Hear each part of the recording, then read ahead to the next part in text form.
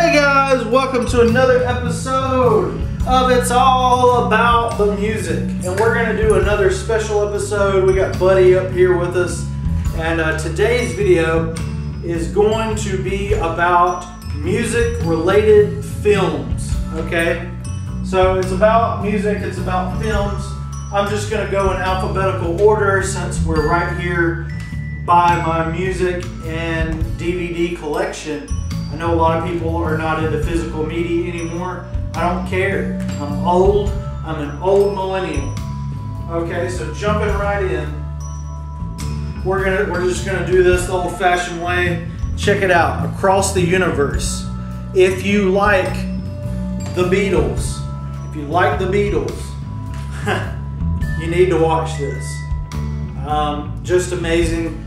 Amazing movie inspired by the lyrics of the Beatles. Here's another, this is one of my, probably my favorite movie of all time. Almost Famous. I've got the Untitled Director's Edition. This movie's untitled. Pretty awesome. My dad was watching this when I was a teenager. I was probably a junior in high school. And he wasn't impressed. He was just watching it for, you know, he was killing the night. And I fell in love with this movie. It's a sort of based on a true story about a rock journalist who grows up around rock bands. I need to rewatch that. It's probably my favorite movie in the entire universe. Here's another one. You might not think this is a music movie, but come on. I don't want to miss a thing. I bought the soundtrack to this movie because this was one of the coolest movies of '97. And the soundtrack, it features ZZ Top, Aerosmith, a lot of cool hard rock songs for a kind of a doofy movie, right? I mean, I loved it. I loved the film. But let's see, this one. So many movies have good music, but this one, and this is sort of unexpected as well. This one, the thing that stood out musically as far as this movie was Monster Magnet's appearance. Is that right? Monster Magnet? No. There was a band. Ministry. Ministry was in this, and I was like, what in the world are these weirdos doing in this movie? And I fell in love with it. The Austin Powers movies, I got two of them here. Some amazing soundtracks. Check them out, check them out. They had some really amazing original songs in there. Pretty cool, right? We're gonna keep this rolling, right? Back to the Future. I got this nice DVD box set. Huey Lewis, come on, come on. If you don't know those songs, you've been living under a rock. The Dark Knight trilogy, really, I mean, it was scored well, but there was nothing super specific about it. Let's see, this is another one, a political film, but had Marilyn Manson in it as himself, and Take the Skinheads Bowling was another song that I discovered from that film. It's pretty great. Let's see, what else do we have here? Ooh, here's a really, this is actual a musical DVD.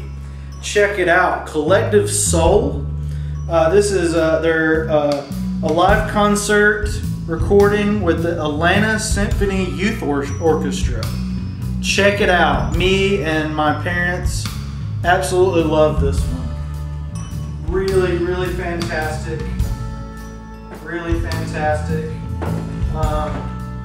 Donnie Darko had a Mad World.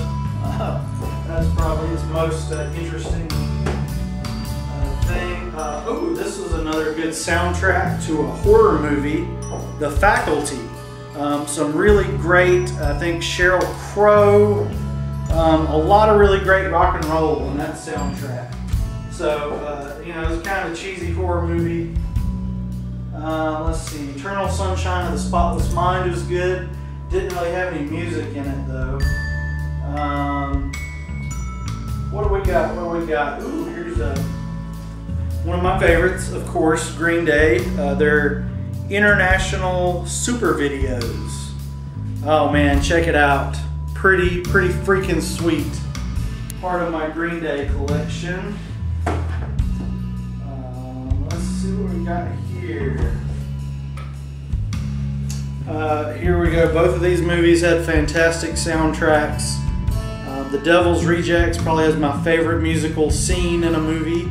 The ending, if you know what I'm talking about. You'll never think of Leonard Skinner the same way again. What else do we have here? Little Nicky. Oh, here's an interesting one. Very interesting pick right here. Oh my goodness. I do not watch this movie if you are of the faint of heart. I had to strongly discourage my mother, God rest her soul, from watching this. Do not watch this if you are offended in any kind of capacity ever. I'll just take out one of these, The Matrix. All three films had astounding soundtracks and scores. Some of the albums were soundtracks, some were scores.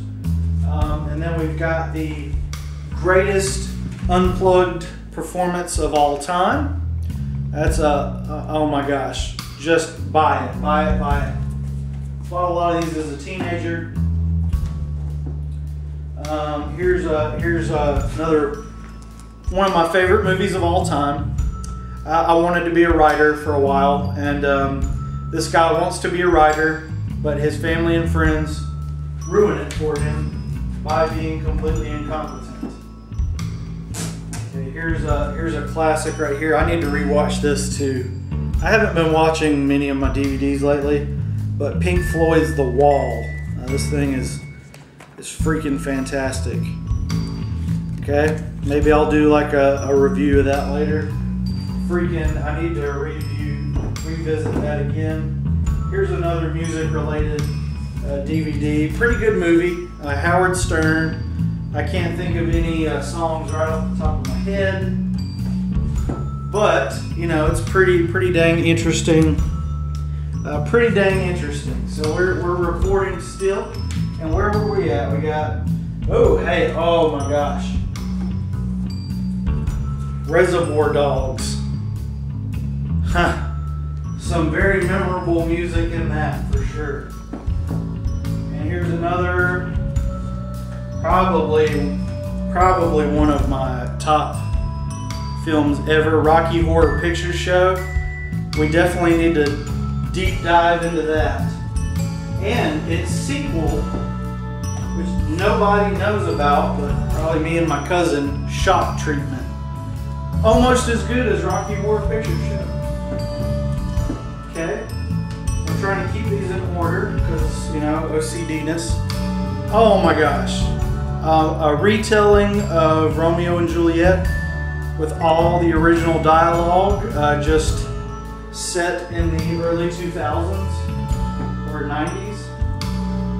I will say, like, I've got Saw. I love all the Saw films. Some of them did have some pretty good soundtracks. I think Blue October was maybe on some of them. Here's another great, all the Scream films, all four of them, and there's a fifth coming up. All four of them have amazing, strong rock and roll soundtracks. Okay, so we're getting close to the end. I've got Stained Unplugged. I need to revisit that again. It's got some music videos. It's got Home, Me, Pressure, a lot of good songs on there, and the music videos and lyrics. Another one, Not for the Faint of Heart. Outrageously, gut-bustingly hilarious, but again, pretty offensive stuff. T2, one of the greatest films ever. And while, well, bad to the bone, right? Like when you think pop song from Terminator, you think bad to the bone. Tommy. I forced my parents to watch this, this acid trip of a movie, and man, I don't know how I didn't get in trouble for that.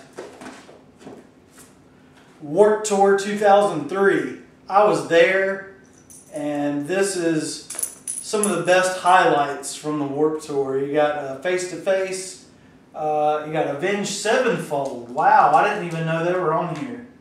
Tsunami Bomb, Pennywise, The Used, The Ataris, Rufio, Slick Shoes, Mad Caddies, Less Than Jake, Simple Plan, Something Corporate, Suicide Madness, and more. Some really great bands on there. Weezer, Video Capture Device, Treasures from the Vault, 91 to 2002. That's a lot of fun. That was a Christmas gift. It was very nice. I don't think X-Men movies, I don't think they had anything as far as soundtrack wise. Was there anything good in X-Men as far as music? Princess Bride, I don't think so. But I do have, I think that's all my DVDs. So, yeah, that's all my DVD, that's all my music collection. But that's all my music related films. Maybe I'll do some deep diving into the reviews of those. But if you guys could please like and subscribe. I've just recently, me and Buddy, I'm a Chihuahua and Buddy is a human being with a beard. And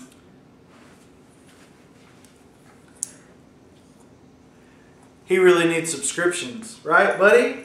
Hey, Buddy, sit, sit, speak, speak, speak, speak, speak. You guys have a good night. I'm going to get off here and I'm going to go listen to some more music. I'm feeling, I've listened to Elton John's first few albums and I've listened to his last few albums, and I'm really having fun. He's probably one of the most fun I've had listening to an artist in a long time. He's got a lot of rock and roll, he's got a lot of pop, he's got a lot of soul. He's a really great voice, and it's really interesting to hear the like the lyrics when you know that his companion is writing the lyrics. So sometimes when you're hearing the words that he's saying, you realize that the words are written to him and not necessarily from his perspective.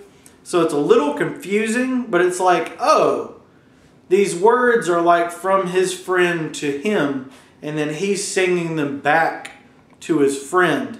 It's a little bit strange, and I usually prefer my singers to write their own lyrics.